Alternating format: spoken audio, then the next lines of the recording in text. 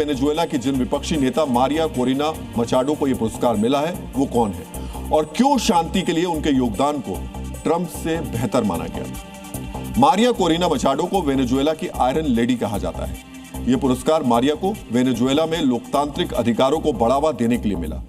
Nobel committee ने माना कि वो वेनेजुएला में तानाशाही से लोकतंत्र की ओर शांतिपूर्ण बदलाव लाने के लिए लगातार संघर्ष कर रही हैं। उन्होंने पूरे वेनेजुएला में लोगों को एकजुट किया है ताकि वो देश के तानाशाह राष्ट्रपति निकोलस मादुरो को चुनाव में हरा सके।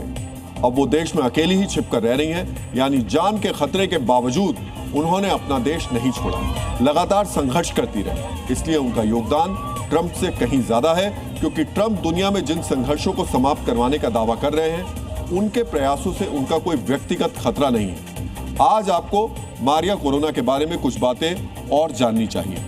मारिया ने इंडस्ट्रियल इंजीनियर के रूप में काम शुरू किया, बाद में राजनीति में एंट्री ली। 2010 में नेशनल असेंबली की सांसद बनी और खुलकर भ्रष्टाचार और तानाशाही का विरोध किया।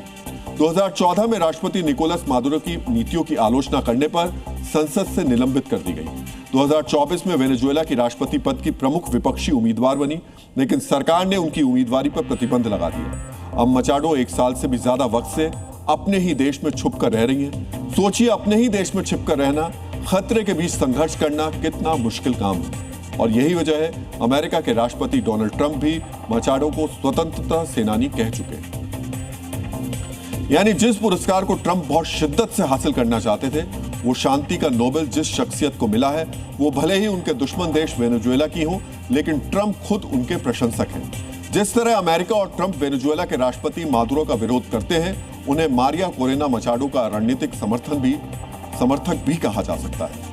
लेकिन ट्रंप का दिल नोबेल नहीं मिलने से टूटा है, तो सवाल उठ रहे हैं इस सदमे के बाद ट्रंप दुनिया में किस तरीके की उथल पुथल मचा सकते हैं। तो ट्रंप इस फैसले के लिए नोबेल समिति की आलोचना कर सकते हैं, उन पर राजनीतिक पक्षपात का आरोप लगा सकते हैं, लेकिन नोबेल समिति के एक सदस्य ने गाजा पीस प्लान का असर अगले साल तक दिखने की बात कही है। ट्रंप की दावेदारी अगले साल मजबूत होने की बात भी हो रही है, यानी ट्रंप 2026 में फिर से नोबेल के लिए नामांकन कर सकते हैं। नाराज ट्रंप खुद को नोबेल पुरस्कार नहीं देने पर नॉर्वे पर टैरिफ बम भी फोड़ सकते हैं, जिसकी उन्होंने पहले ही धमकी दे दी थी। ट्रंप भारत से भी खुन्नस निकाल सकते हैं, जिसने नोबेल पुरस्कार के लिए ट्रंप का समर्थन नहीं किया, उनके दावे को गलत बताया, जिससे ट्रंप की दावेदारी कमजोर हुई।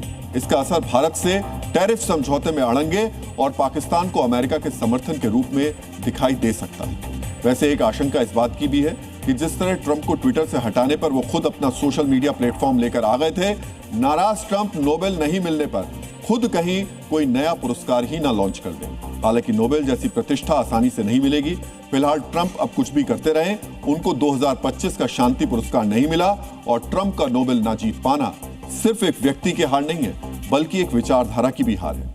वो विचारधारा जो शांति को व्यक्तिगत पीआर या सौदेबाजी के रूप में देखती है, जबकि मारिया कोरेना मचाडो की जीत याद दिलाती रहेगी शांति सिर्फ युद्ध रोकने का नाम नहीं, बल्कि न्याय, लोकतंत्र और व्यक्तिगत बलिदान से बनी दीर्घकालिक व्यवस्था है। लेकिन अमेरिकी राष्ट्रपति ट्रंप के लिए दुख की इस घड़ी में चेहरे पर मुस्कुराहट लाने वाली एक तस्वीर भी आई है।